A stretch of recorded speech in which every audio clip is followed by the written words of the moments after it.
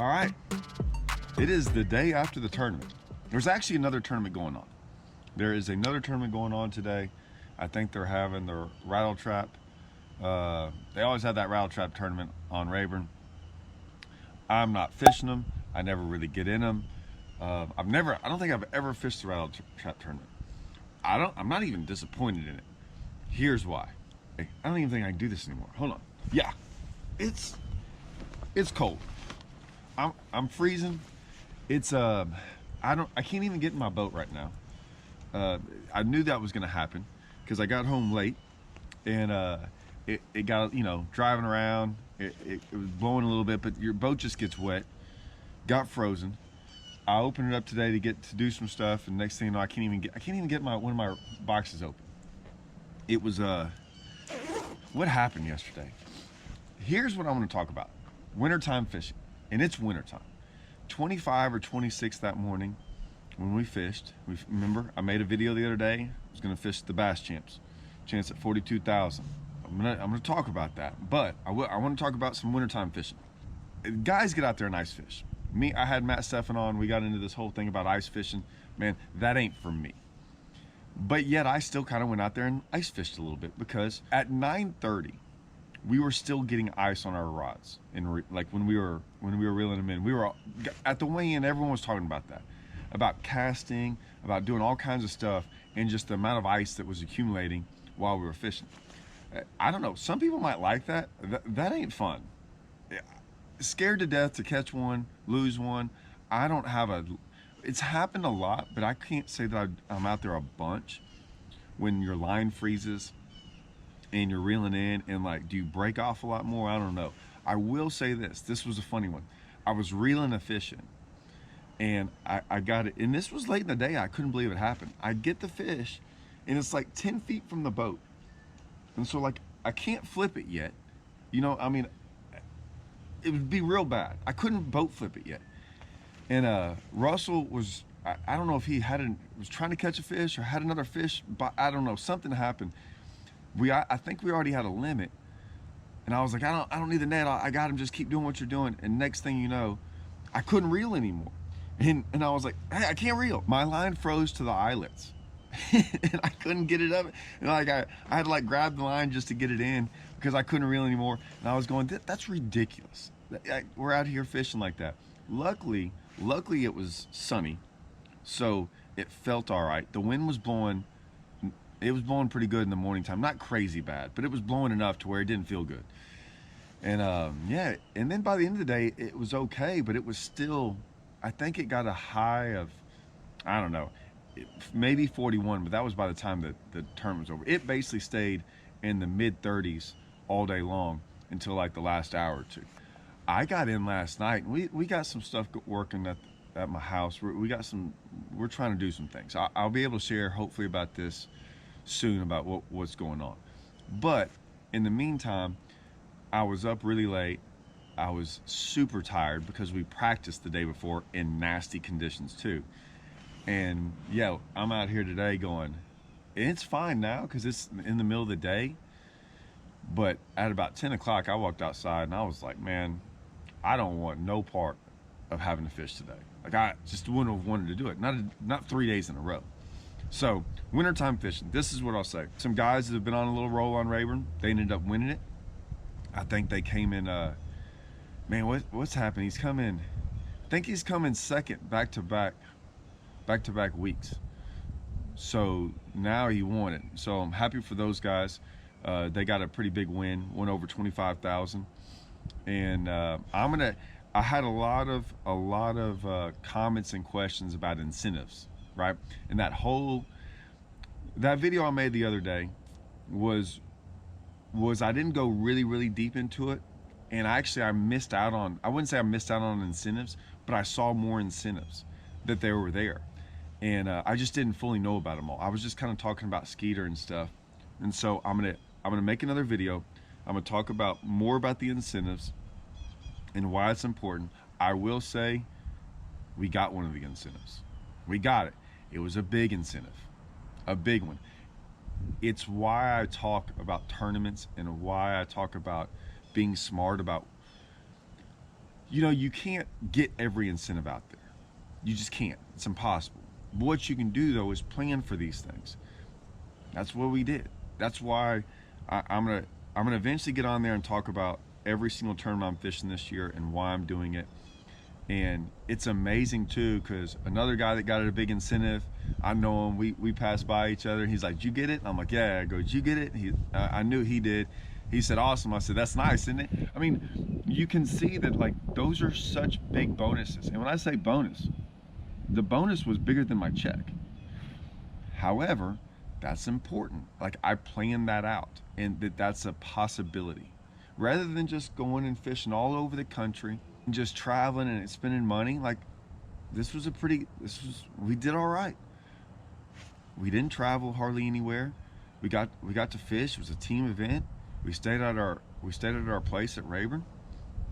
Made a bunch of money. Now I'm back home. I'm back home the next night. Like that same night I fished tournament, I'm back home. Now I'm gonna go spend two games in 30-degree weather because it's gonna be way colder today. Watch my kids play soccer. Like normally I'd be having to drive home and miss all this. If I would have missed the whole week traveling around fishing some of these events, and I made more money here because our entry fee was almost, way less, about, a quarter of what it would normally be. Not even a quarter, a fifth of what it would be. And I basically I actually, when I make money, you actually, like when you get a check, sometimes you actually make money. Appreciate Bass Champs. Bass Champs they've always put on a phenomenal event. I think it got complacent for a while, and I think other tournaments started leveling up, if you will, and Bass Champs was one of the premier, tournament circuits around Texas, and I think other companies started competing and trying to get above them. And so it's pushed Bass Champs to do better, and they have. Like they're giving away more money.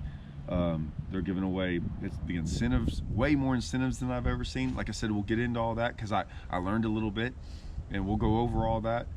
And I'm gonna go, depending on what happens. There were some questions about like, what do you do with incentive money? What do you like? How do you do it with your partner? Stuff like that. I'm gonna go into that because I think that's important. And so we'll go into all that. But I just wanted to make a video. We ended up, I will say this, we ended up making a top 10 out of, I don't know how many boats, over 200 something like boats. So I mean, it was a great deal. But yeah, I'm not upset I'm not fishing today. The rattle trap tournament, it's going on. I don't even know what first place is. I don't really care. Like I said, I don't fish with rattle traps. I haven't thrown a rattle trap in like 15 years. I throw red eyes and stuff like that, and I throw my hybrid hunter really more than I throw the red eyes. So it's just not something I really want to go do. I've talked about that a lot, that I throw my hybrid hunter way more than it was the Bubba forever until, I had the Bubba before anyone ever had one. I was the first person in the entire country to ever have a Bubba, right? Which is now the hybrid hunter. And like I said, same mold, same everything. I've gone into that, but if you don't know what I'm talking about, go watch one of my videos. I've talked about that. And that's why, Strike Pro, which used to make the Bubba, and they stopped making it because it was never in the US. And then I got a hold of them, talked to them, and now that we license it out from Strike Pro, Strike King makes it, and it's one big, I want to say, happy family, because I talked to those guys, like they love it. It's a great relationship. So anyways, neither here nor there. I'm not fishing the rattle trap tournament. Too cold, too tired. We got other stuff to do. Anyways, I will say this about wintertime fishing.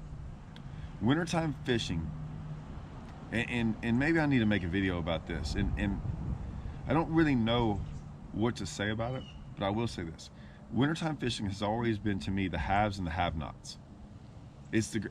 I don't know what it is about it, but it's such a unique time of the year, and the fish, they do get grouped up, and you don't have to catch them grouped up, but it seems they get more grouped up now than ever, and they act so different, and you can be off of them by a little bit, and you can almost catch nothing all day long. Like it's crazy. Even like our stuff was like, a lot of the stuff that we'd been practicing was no good. We ended up kind of not figuring anything out, but we had one or two areas that we were not, it was a maybe that we might even go to. And it was windy and everything else like that. We decided to go there just because we weren't really doing any good. And all of a sudden, like, we kind of pieced together a pretty good bag. And it was crazy how, like, it's always been like that for us in the wintertime. I wouldn't say it's hero or zero, but I mean, like I said, it's the haves and the have-nots. And it's crazy how that is. And I don't know, it seems like they really move a lot this time of the year. You don't think they would, but they do. The cold streaks that come in the fronts push them and move them, and it moves the bait. And it's just a really, really unique, interesting time. I'm learning a lot about it. I swear every year I try to figure it out, and it changes on me. Every year, I swear it changes. And whatever they were doing a month ago, they are not doing now, or even 3 weeks ago. And I don't think it's going to change anytime soon, because it's going to be cold all this week, and we got another tournament. And now we got a bunch of rain coming, so it might even come up. Listen, it's always been a struggle for me this time of the year. You know, in the springtime when it warms up, they move, but you kind of know where they're going. Like, if it's warm, they're going to the bank, and if it's cold, they move off the bank. But you know they want to go to the bank. Here, when it's cold, I mean, they can just go out there. And I think they go into places where no one even ever fishes. And so it becomes difficult. You know, I kind of call it the abyss. I think they get out there, and I think this is why, and I don't want to start talking in circles and get off track. I think this is why when people start talking about all the different things about keeping fish and sight fishing and live scope, and our lakes don't have any fish in them, I think this is one of those times of the year where I just don't think people realize how many fish are in a lake, and how far out there they get that they never get touched. Like, they just have no clue. Me and Zona talked about the other day about even the Great Lakes, when he was bringing up, hey, there's fish out there in 500 foot, you know? And I think there's a lot of fish in a lot of these lakes, and people just have no clue as to how many fish there are. And if you get on one of these schools and you get out there and you find them, it opens up your eyes, is all I'm gonna say. It opens up your eyes to how many fish are in a lake. And man, we can't hurt them. We just can't hurt them. There's too many. It's too many. It's great. And I think that's how they protect themselves, right? They protect themselves, and all the live scope, all that stuff, you still can't go find them. It's just too much water. But we'll get into all that. I got some videos to make for y'all. We're gonna dive into that. The next one tomorrow is gonna be the incentive. I want to talk about the incentive stuff. I think that's really important. And like I said, appreciate the incentive stuff. It was made for a good deal. Mosquito did a little work yesterday. I'd have paid to be running that skeeter. That's all I gotta say. All right, see y'all.